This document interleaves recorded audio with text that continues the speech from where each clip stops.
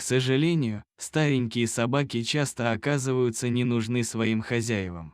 Порой их отвозят в приют на доживание или же бросают на улице. Герою этой печальной истории тоже не повезло. Его привязали цепью к столбу и бросили около старого дома. Пес погибал от жары и голода. На счастье, о нем стало известно людям, которые жили рядом. Они-то и помогли бедному, брошенному псу. Позвонили волонтерам. Когда те прибыли на указанное место, то даже не поверили тому.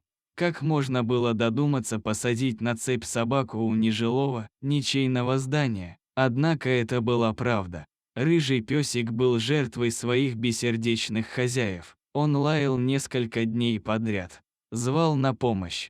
Когда его заметили, то позже выяснили, что хозяева собаки просто уехали в отпуск. Не одни, а с другим своим псом. А про этого питомца забыли. Так он и сидел без пищи и воды. Не мог даже убежать отсюда. Но его лай, в конце концов, услышали неравнодушные люди. Сообщили волонтерам из местного приюта. Те срочно прибежали на двор, который весь был завален хламом, чтобы помочь голодному существу. Он был хмурый, пытался огрызаться. Псу начали бросать кусочки еды. Он ел с жадностью и ждал очередной порции. Так волонтеры хотели получить доверие собаки.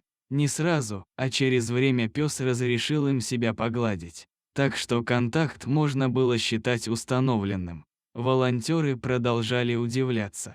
На этом грязном, запущенном дворе была посуда. Но вся, пустая.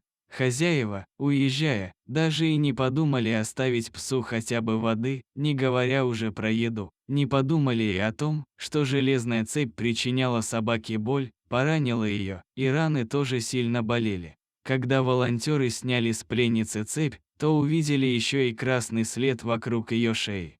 Более того, собака была настолько неухоженная, что у нее уже развелась инфекция кожи, а местами на теле виднелась чесотка. Если бы собаку не нашли, то она бы умерла. Но ее нашли и вовремя. Отправили к ветеринарному специалисту.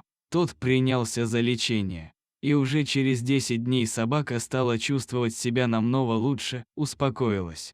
Остается надеяться, что ее отнимут у нерадивых владельцев и передадут в тот дом, где о славной собачке начнут хорошо заботиться. Подписывайтесь на наш канал, у нас много интересных видео о животных. До свидания.